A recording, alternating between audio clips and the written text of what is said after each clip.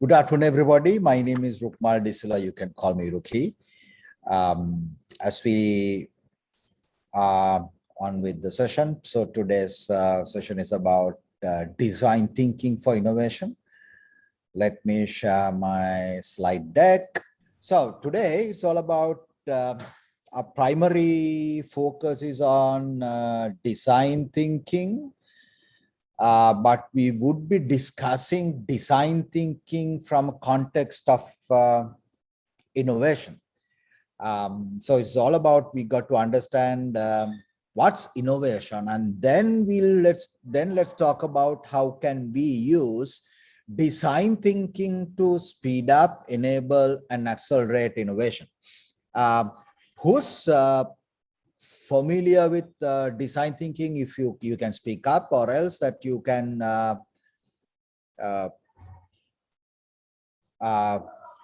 say that to me. If you are if you're familiar with design thinking, you can tell me, yes, I understand what design thinking is. Let's take about 30 seconds. How good do you know about design thinking? Anyone who knows design thinking? We have 50 participants today. No idea, Rushdie? Yeah, that's fine. Good to know. The others? Right, super good. We'll take that on board, and then we will talk about it a little bit later, what design thinking is. Now let's start with innovation. I would like this to be a more of an interactive session rather than me talking and then you listening passively. What is innovation? Is a novel thought and a process. Okay, good beginning. Novel thought and a process. Yeah. What else? Creative thinking, process of idea generation, creative thinking. Yeah, good inputs. What else? What is innovation? Something new. Basically creating something new that's commercially viable. Something new that is currently Commercially viable. Commercially viable. If it is not commercially viable, but if it is doing good for socially, I would say it's invention, not innovation. Innovation would be more towards commercial commercialization aspect or a business proposition aspect of invention.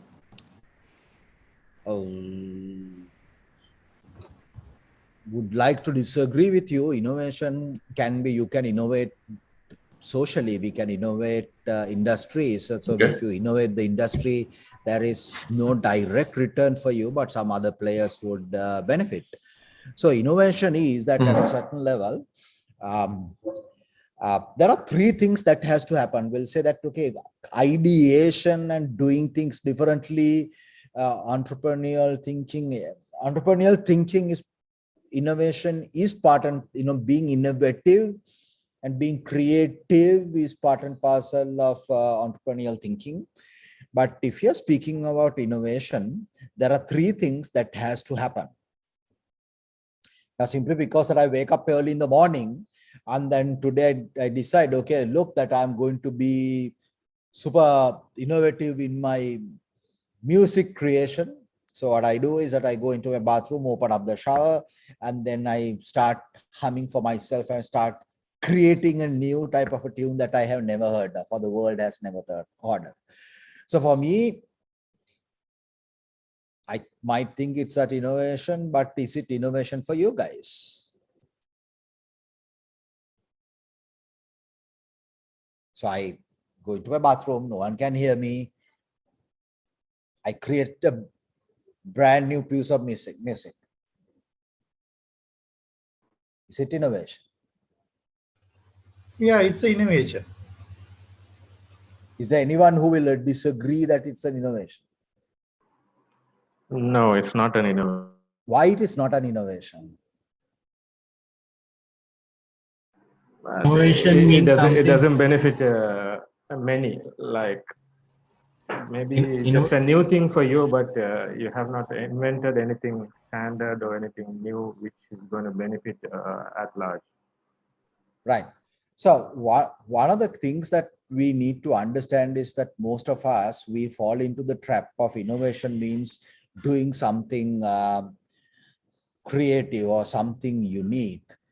So that is where, unfortunately, most of the Sri Lankan innovators that we see on the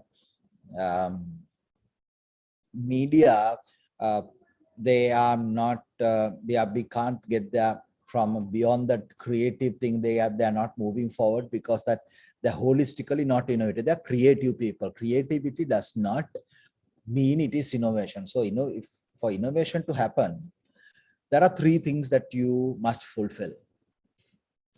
A, that in the society or the industry or in any segment of the society, there has to be an unidentified or unfulfilled problem. So unidentified means that there is a problem, but people do not know. Or else that unfulfilled means that there is, okay, the people know about an issue, but it is not fully addressed. Or else it is being addressed, but you see that, okay, it's done, but it's not done to the level that should have been addressed. Now, who's defining the problem? You or the problem owner? Problem owner. Yeah. So the problem owner has to say, okay, look, problem owner should realize, look, I have a problem. Or else that they might not know about a problem, but it again, what you can do is that you can enlighten them. Look, Mr. So-and-so, Madam So-and-so, you are not seeing this problem at the level that we are seeing. So simply because that people do not see a problem does not mean there is no problem. So that there are many times that we do not see the problem, but it's not a necessity. But only thing is that we need to get to a level where we identify, okay, look, that there is a worthwhile and a sizable problem that it's good to address. Now, for an example, simply because that I myself find my music amusing, okay, if I think, look, my problem is that I can't hear myself musically, but that's not a problem per se. That is something that, okay, that's a problem for me. But that again, at a certain level, if you can define and say, okay, there is new segment in the society, they want to hear very authentic, raw type of music coming out of people's mouth when they're having a shower. If it is a problem, then it is a problem. Then if you got to, your key thing is that you find a problem, and then you bring in an idea which is unique to the world, because you bring something, okay, this is a problem, here we are solving it in a unique way. Now that has to happen. So simply because that you identify a problem and then you have a solution, it does not mean it is a unique, it's innovation. You got to have, okay, this is a problem, this is unique, and then it has to generate value. Now, what is value? In the sense that the problem owner should be able to see, okay, look, it's worthwhile for me to embrace that solution to fulfill my problem. Now, for an example, there might be a young female who would like to see, okay, look, that I need more sustainable jewelry for me to glamorify myself, to make myself pretty. I don't want anything plasticky. I need sustainable stuff, natural stuff, right? Okay, if it is so, if it is not about one person, there is a sizable population in the market, because that we spoke last time. Is it last time or the previous time? I can't remember exactly. It's all about the trend-driven innovation. This is about the being planet positive is a key trend. So people identify, okay, I need to be planet positive. My jewelry has to be natural or sustainable. And then we can see that there are many, when you go into some of this Sri Lankan Hasta Karmanta exhibitions and all that, people do have some unique jewelry that they have come out with. At a certain level, at a certain level, it is unique. But if you go and ask, okay, does this unique piece solves problem of the people who wants to have sustainable jewelry. Might not. So then value is, okay, yes, there is a problem. There is a unique solution, but the problem owners do not see the value. So this is where the whole situation is. Who are the football fans here? If you are familiar with news, football news, or else if you are familiar with in Europe, they have this something called Premier League. And yeah, Shabdin, you say Premier League. Then what happened a week ago or 10 days ago, 12 clubs got together, high-end clubs. They said, okay, look, that as a club, we have a problem. So we are going away from the traditional football structure, and then we are creating our own unique European, I think it's called the elite European or super European football league type of a thing. But it was a failure because in the entire football ecosystem, they were not solving a customer's problem. They were solving a problem only for them. They were complaining, look, that we are not benefiting enough financially. And their solution was not unique. There's no suspense on the whole thing of what they proposed. And there is no value that they proposed to the end user. And then what happened? It was a much of a hyped up launch. They thought that they could break away and create something unique, privately, elite football solution. But ultimately, they were absolutely royally rejected by the people. And then as an idea, it had a natural death, simply because it was not an innovative solution, because there was no problem and there was no unique solution, and they did not deliver any value to the problem owners. So that is a classical example of how some unique idea that looks unique to somebody is not becoming an innovative solution. So please remember, innovation is all about problem. Unique solution, you got to deliver value. So in your organization, you got to ask, simply because somebody has a fantastic idea, you need to ask, okay, what is the problem that we are trying to solve? Sometimes we are very idea savvy. We are very idea first people, but unfortunately, any idea has to solve fundamental problems. If it is, or else the problem has to be made sizable and important enough to be solved. And then it has to deliver value. Then we have innovation going. Any questions before I move on to the? Yeah, a small question. Yeah, now when you talk about introduction of smartphones, we can think that it's a great innovation to the world. But there was no such a problem, as you said, but actually people were having kind of problems using analog phones, but the people didn't demand until such the smartphone was introduced. So in that case, sometimes what I just want to tell you that there may be not a burning problem, but I mean, there is a room to innovate, and I mean, innovation is like, you know, the introduction of a new service or good, right? So yeah, I connect with what you said.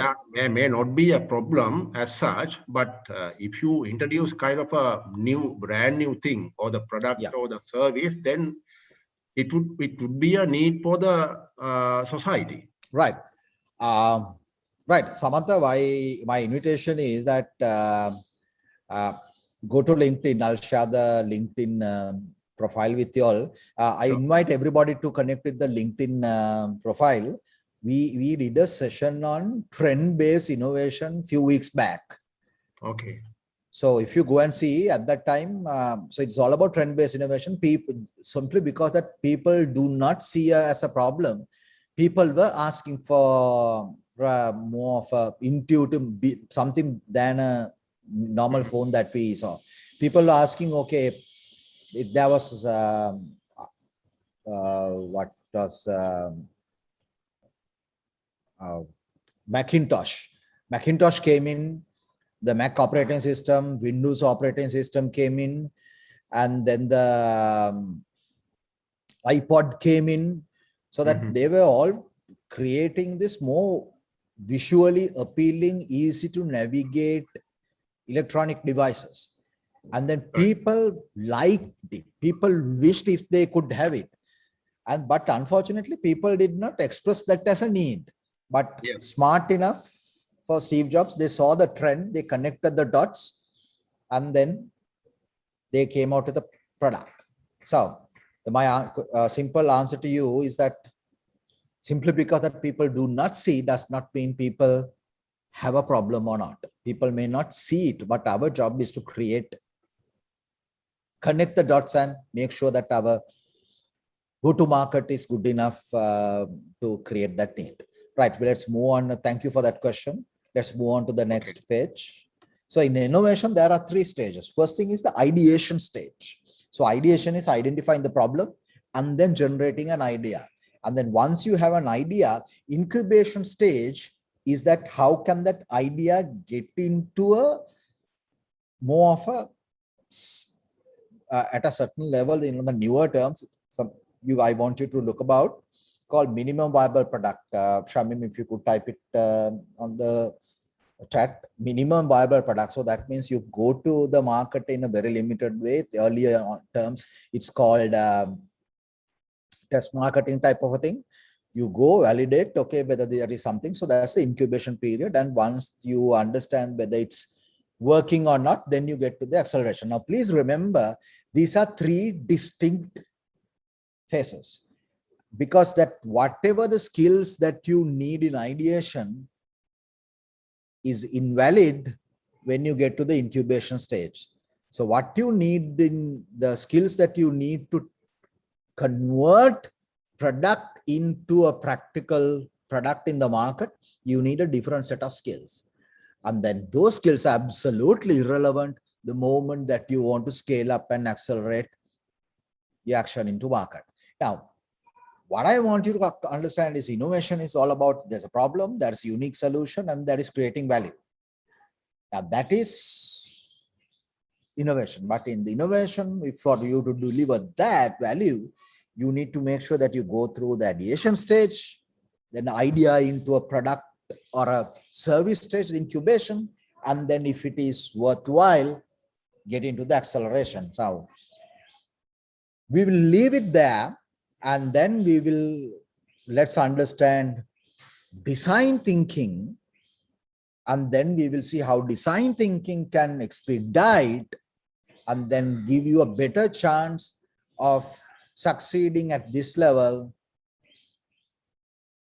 in the innovation process, simply because that the innovation process is not easy, it is hard, it is killing, simply because that if you have 100 good ideas, only 10 to 15 will get to the incubation level. These are global stats.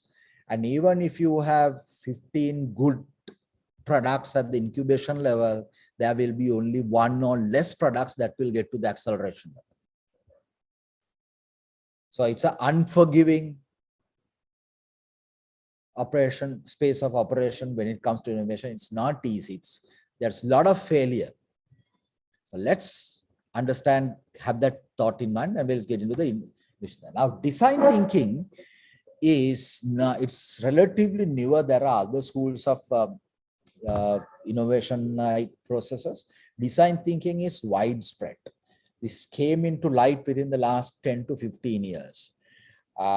This was originated by the founder of IDEOU.com. So if you want to learn about design thinking, there are many, but the best gold standard is IDEOU.com. Go and learn about design thinking. They have a super content, they have some free stuff, and then there is by Stanford Design School, there are free design thinking programs. Just go learn about it. There is a lot of free stuff. Design thinking has 5 stages, but the design thinking is that you approach innovation more as a designer, because that we all have this capacity to be very logical and very data driven.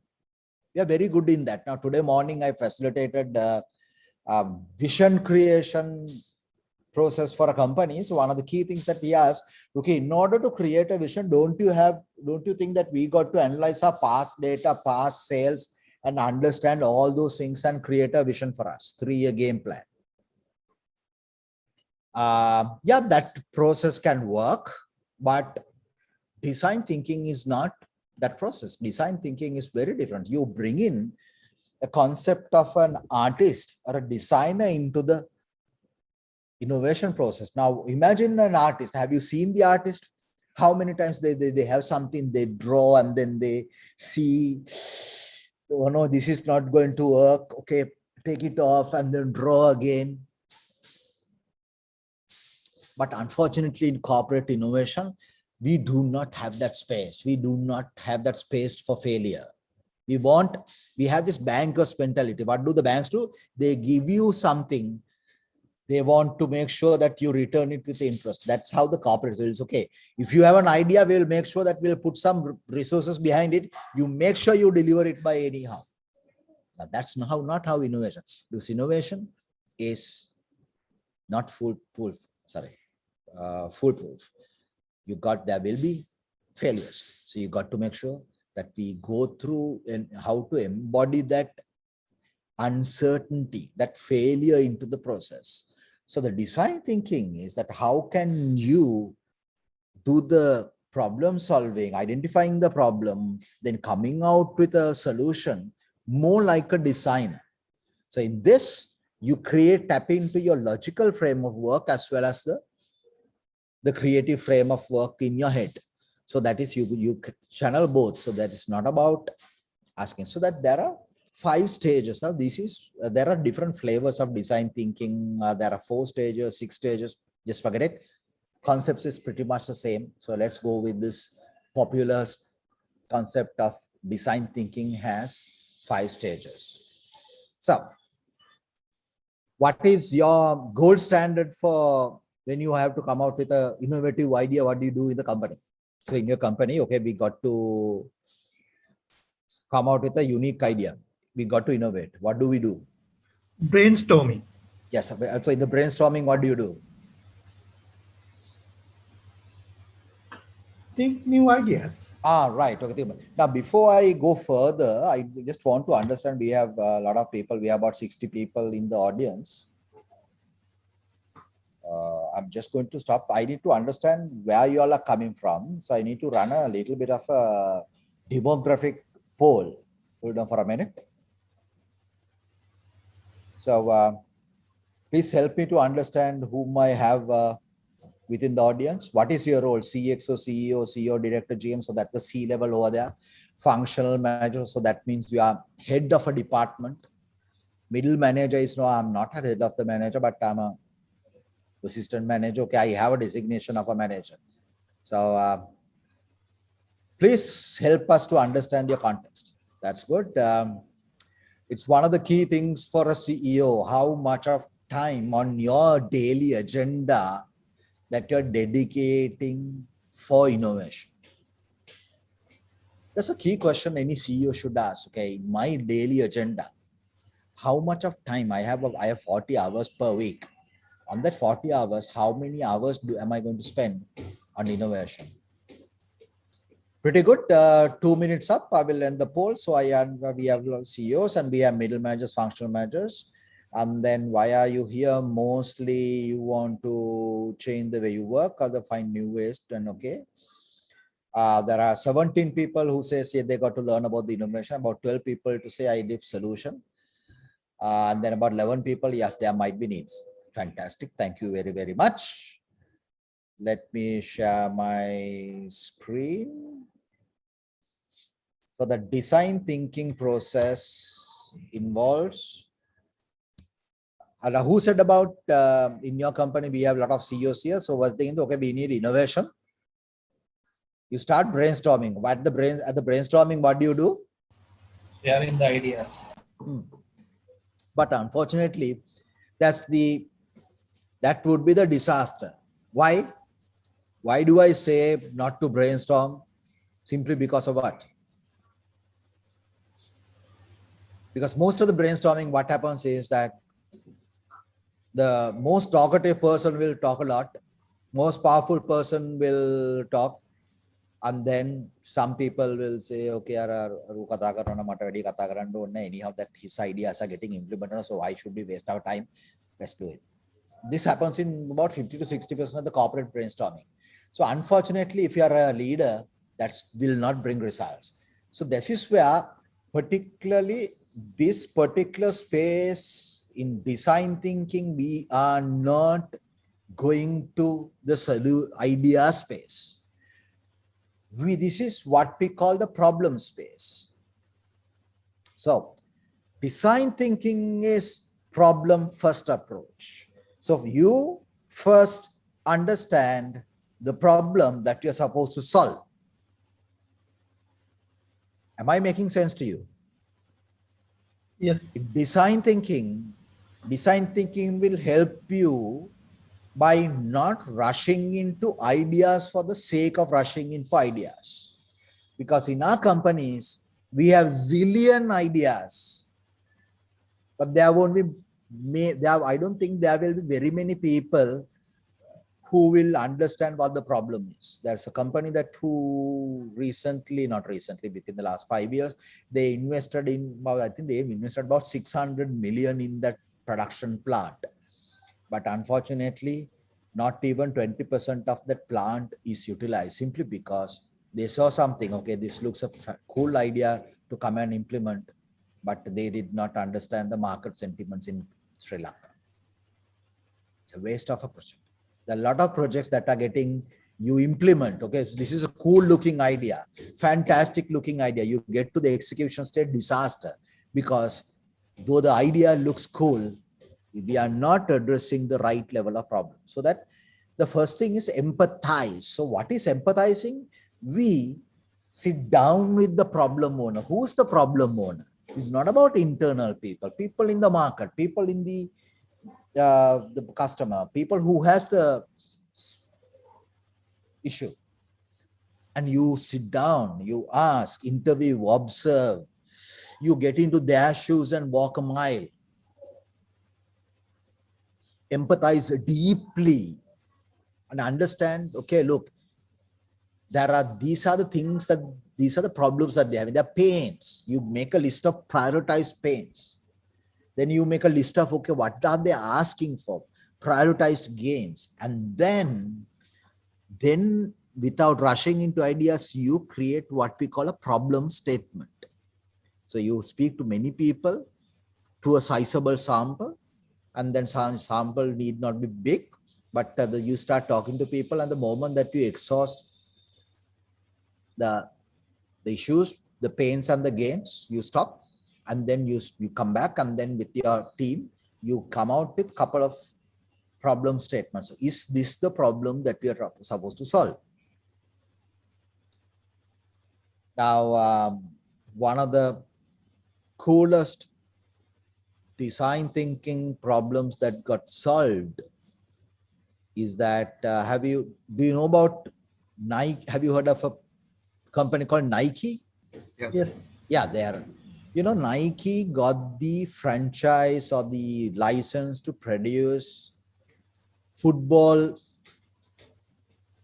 attire for World's Women Championship, football championship last year. Being a company, what could have they done it? Okay, look, that means, okay, we have been a sports company. We do not know, we know everything about female athlete. Let's go and do something. But rather than doing that, there's a super story about it. We will share on the links. They went and spoke to all the female football players, and they realized football players' attire is very different to the male footballers. And then they realized the biggest area that the female athletes sweat most is in the waist area. So rather than, and then they realized that talking to them, their shorts are very different to men's shorts. Now it took probably about 60 to 70 years of Nike's expertise to unlearn what the footballers did. So simply because that they managed to define, okay, look, this is what the female footballers want. And then whatever the apparel that they came out for female footballers were very different and which was appreciated, which is a benchmark. So my invitation to you is learn about design thinking process. So the first stage is empathizing. So that is you go and understand the context of the issue with the problem owners, and then you define the problem, but do not stop there. So what happens is that in design thinking, there is something called stage gate validation. So that means that you empathize, and then at the empathizing level, that there is something called pain and gain. You make sure that you are prioritizing. So do you have a prioritized pain gains list? That will get into this. So this is a stage gate. And then particularly over here, before you get to the ideation level,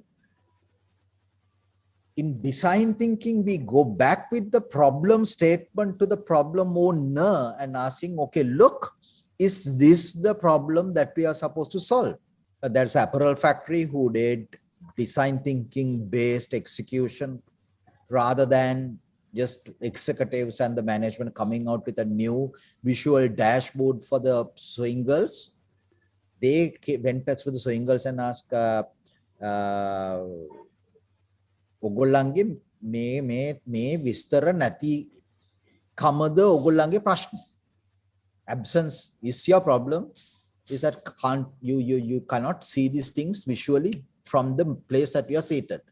They defined, yeah, then all the girls said, yes, oh sir, එක තමයි අපේ ප්‍රශ්නේ. Now they identified, okay, this is the problem. So you have a problem to work with. Now this is the problem space. Now, there are some of the design thinking led companies. There are a lot of companies who are having, will say, do not come to the ideation level without a validated problem statement. So my invitation to you all is that learn about design thinking, even at a surface level. But one of the key things that you can ask, okay, we are coming in here for a brainstorming session, but do we have a validated problem statement? So without a validated problem statement, do not start the ideation process. Recently, I had a client whose HR department telling me, Brookie, we have a decision-making, we need a decision-making training program. Then I asked them, can I speak to your people about the problem? So then when I went back and then I spoke to a sample, and then ultimately their problem is not about the decision making. When I spoke to them, they are saying, it's okay, we don't know who's supposed to solve the problems. So ultimately, when I spoke to them and I gathered them and asked, okay, if I give you a framework to make the decisions, decide who has to make the decision, would it help? So then my program was designed based on that. But if I had just done a decision-making skills program, it would have been a disaster, waste of company's time and money. Then once you have a problem statement, you get to the ideation. What is ideation? Now this is where you come out with ideas. You use the creativity tools. There are many tools that we use. There is something called How Might You. You rephrase the problem statement in a way that it can generate at least 5 to 8 ideas. Do not run with a single idea. Design thinking process will force you to come out with multiple ideas. So that why multiple ideas is that because the first idea that come into your head may not be the brightest idea. So there are many ways to get people to do, so that if and when we need to understand we can give you the tools. So then you come to the level that is where you generate ideas. You come out with at least a couple of ideas, and then you ask these 3 questions. Do you think this particular idea, is this desirable? So that we'll say that with you have an idea, you go back to the problem owner and ask, okay, this is the solution that I have. How excited are you? Does it solve your problem? These are 2 things. Does it solve your problem? And are you excited that there is a solution like this? Because problem solving is a logical thing. And then being excited about the solution is something bigger. We need to understand whether our solution or our idea is desired by the problem owners. So you should be able to say, yes, it is. And then, is it technically feasible for us to deliver? If it is so, what has to happen to get it feasible? And within that perspective, is it viable for us to run this? That is now we ultimately ask. Now, as a business, does it bring us to the level that we want? Can it do it profitably? So these are the 3 questions that you should be asking. Any idea before you get it implemented, even if you do not do anything about today's session. 3 things. Any idea that you want to implement, is it desired? It is desirable for the problem owner? And is it technically feasible? And is it viable? So these are the 3 questions that we need to ask. And there are some people with the current context of this planet-friendly thing, that means they will say, is it sustainable? So that you go back to the design thinking process, and then there is another stage gate coming in here. So you ask these questions. What's called the problem solution fit.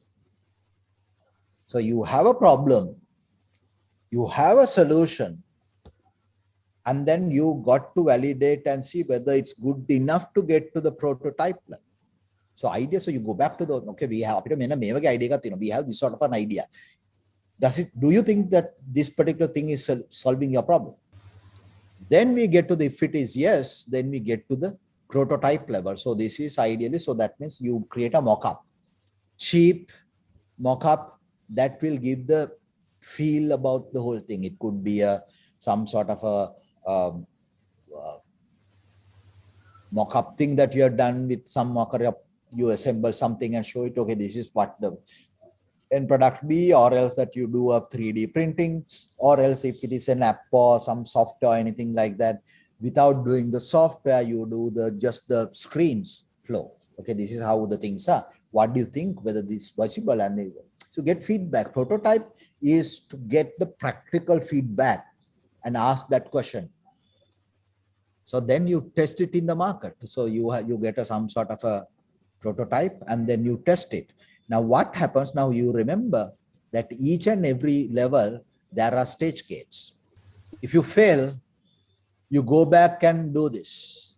If you fail, you go back and do this. If you fail ideate level, you go back and check whether you have empathized enough, whether you got the right problems identified, and whether our ideation process was good enough. So there are many stages. Now there is a concept called fail fast. So there's a concept called fail fast. So can you fail fast? What do you mean by fail fast? That means if you're failing, rather than failing here, can you fail at these stages? Why? It is cheap. So that means failing cheap. Your ego is intact. Okay, we failed at the initial level, not at the full-blown implementation. Any questions about the design thinking process? And before I get to the last stage of justifying why it is worthwhile for us to embrace design thinking in the innovation process that we spoke earlier. Sensing none, what do you really mean by empathize? Now that's the first stage of the design thinking. Yeah. Empathize, which means basically, as you said, that we want to address a problem, or we want to solve the burning problem what humans are facing. Or just explain that. Empathizing means that you identify, okay, identify this problem belongs to this particular segment, these type of people. So you go interview and then understand their context of the problem. So we ask them the questions, okay, what do you want? What are the pain points? So observe. Now, for an example, you go to a supermarket and supermarket girl, how easy it is for her to move the goods or the bags in a particular way. So before you design a supermarket counter, you go and ask Nangi මේ counter එකේ වැඩ කරනකොට මොකද්ද තියෙන ප්‍රශ්න ටික. Then they will say මේ counter එක ගත්තාන් පස්සේ මේකට මේක වැඩ කරනවත් මෙහෙම නැහැ. එතකොට මේකත් වසන් පස්සේ මේක මෙහෙම නැහැ. දැන් මේක මම left hand side මම right hand කෙනෙක් නා ඕකේ left hand කෙනෙක් නම් මේ ප්‍රශ්න තියෙනවා. සමහරක් වෙලාවට මේ කකුල press කරන එක වැඩ කරන්නේ නැහැ. So you understand supermarket girls' challenges about the issues that you are facing. So that empathizing means you go out of the way in a structured manner and connect physically and whatever the way with the problem owner in order to get a proper grasp of what the key problem is. Okay, am I clear? Yeah. So there was a time that some company who developed a tourism product in an European city, what they did was, in order to empathize with the tourist, what they did was they went to the station and then they got the permission from some of the tourists. So we are doing this research. Don't get alarmed. We will be following you, but you do whatever you want. We are not going to disturb you. And then they went behind tourists and understood the walking paths, the challenges, and then they spoke to the tourists, then understood what the challenges were. So they did not thought, okay, with the new tourism product, this is what we want. So empathizing means getting to the level shoe of the problem owner. Have I answered your question? Yeah. So design thinking for innovation is fantastic because of the ideation process do not start with a idea. So we got to understand what the problem was or what the problem is. Then you come out with the idea. And then the key thing is that we are not rushing into incubation or acceleration blindly, because that we have the customer or the problem owner in the center of the innovation process. So innovation is not done in the office or in the factory away from the problem owners and go ultimately at the end, okay, look, I have a solution. No, it's not that. We check and validate, okay, look, this what, tell me what your problem is. And okay, is this a problem? And is this a cool idea? And then they say, yes, we go. So this will minimize the embarrassment in the organization. Because we know if you are failing, we are failing fast. If you are failing, we are failing cheap. So the design thinking process in incubation is key to validate the go-to-market process. But design thinking cannot help in the acceleration. It is something else. This is lean startup methodology or growth hacking. Up to this particular point,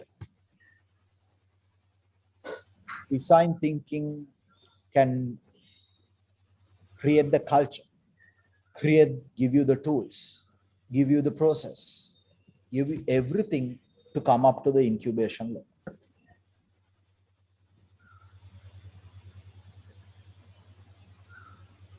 So that's why I justify design thinking is pretty cool for innovation. I have a poll to run. We are offering, if you're keen now, this is call to action. If you need a consultation, with us. We can help you with a free 30-minute consultation, but you come back, you should come to me with a proper problem. And in the same time, second question that we are asking you, in a scale of 1 to 5, how would you like to rate this session? And then if you have any questions, you can ask. Would you be able to tell us the best model or design thinking model in terms of Sri Lankan context? Because we have always hearing US things like Apple or Microsoft or IBM or whatever. In terms of Sri Lankan context, what would be the best example that can you tell us in terms of design thinking? Design thinking, there are a lot of companies who are using design thinking methodology to refine their products. And one of the companies who has used, are you using Dialogue, My Dialogue app? Mm-hmm. Are you using that? If it is so, that there is a vastly improved the My Dialogue app. So, so in the My Dialogue app, they realize the primary users are the data users who wants to know how much of data remain. So that the app was redesigned to give that data at the instant level, how much of data remain. That's one of the classic cases where they use the problem owner's feedback to give a proper solution. Now, if you go there, My Dialogue app, when you come there, within the prime real estate space, it's given. And even PickMe is also another company who's using the methodology, because all the startups are using design thinking methodology to come out with products. Can we take this multimodal transport station at Kottawa, which is connected to all the highways, and we can see railways are connected, buses are connected, people are there, parking is there, and it is connected to different highways, E01, E03, E02. That can be taken. Can it be taken as a design thinking model? I cannot answer that question simply because I don't know how they came out with that design. But again, if the It's design, a UDA, project. So it's a UDA, so particularly being a government project, that I cannot give a accountable answer for that. But if the problem solvers have listened to the passengers and then designed the whole thing according to what they want, then definitely. Yeah. Yeah, So that's how they develop that. Yeah. So they have done the survey. Yeah, so they have done the survey, identified the very specific problem. So identify the very specific problem and then serve it. Then it becomes a design thinking led issue, led solution. By the way, we are having every month, we are having these type of sessions to bring the most relevant thinking to our corporate leaders, because that we need to make sure that you stay relevant in order to reinvent yourself and to reskill yourself. On 12th of May, we would be discussing whether the SWOT vision and mission is still relevant. I know, because that our entire strategy learning process, we will start with SWOT. Based on that, let's get our vision right, and then a lot of people, they have the pretty fancy vision and mission statements with this. still relevant. So that is on. So do you think the strategy making process be reinvented on 12th of May? 24th of May, we are doing another session. Okay, how can you put your strategy on a single PowerPoint slide? Because I believe if you cannot communicate your entire strategy in a single PowerPoint slide, you don't have a strategy. So that is on 24th May. We will be updating. Please let us know whether you, Shamim, have we, yes, we have shared, checked the chat, Ditch the SWOT, vision and mission. The link is given to register. We will keep you updated. And then if you can, how to put your strategy on a single PowerPoint slide. The registration is now open.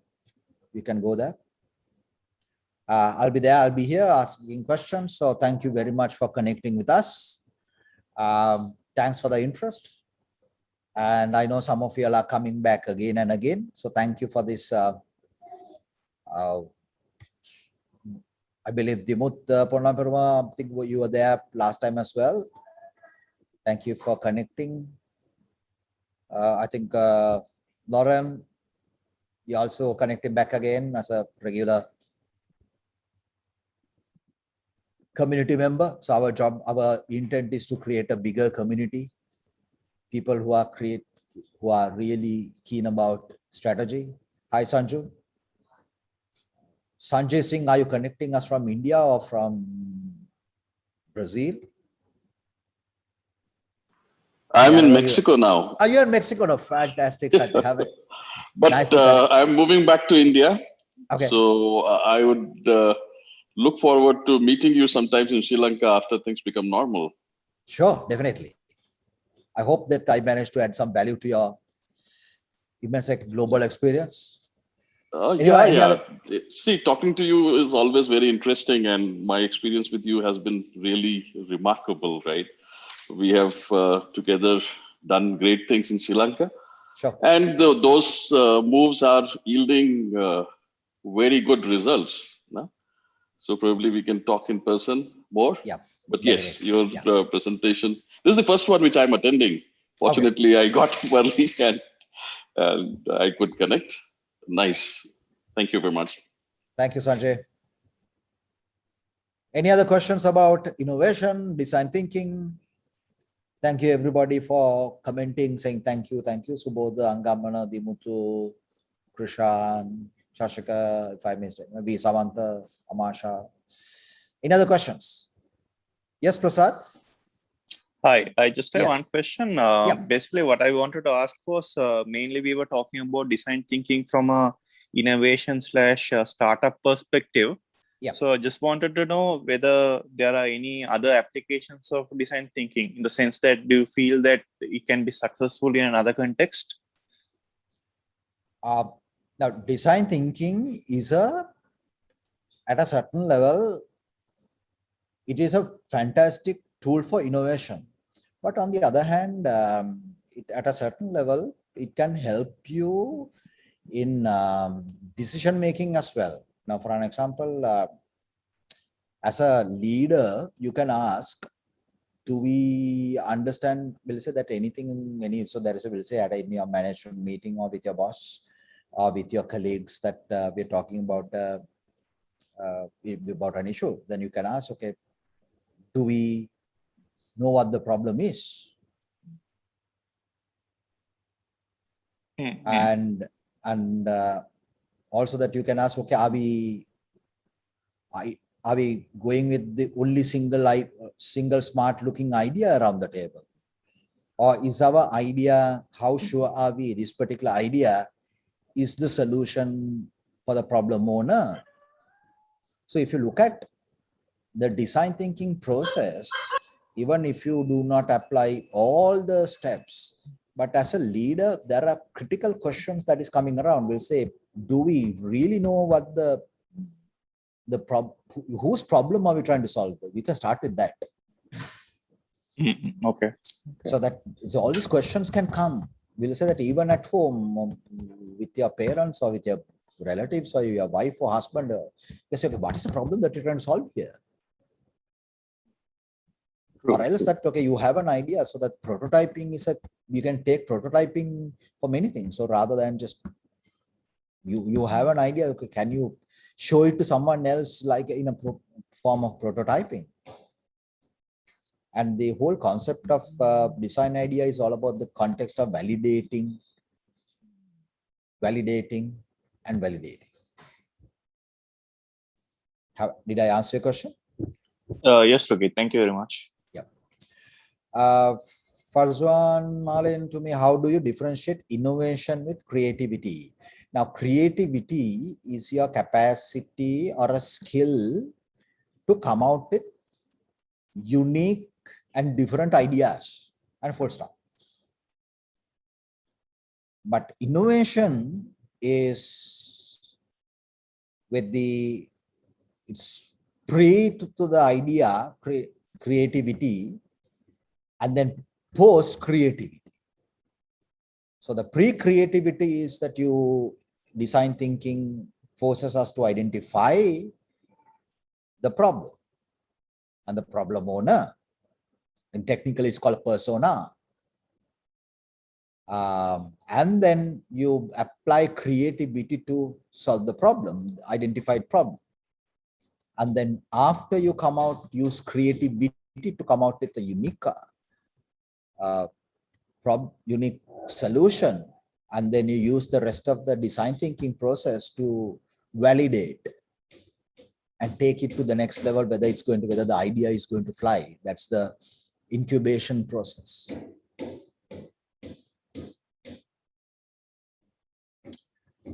Kasunika Karunaratna, what are the main obstacles to problem solving and innovation in design thinking? The biggest problem, Kasunika, is that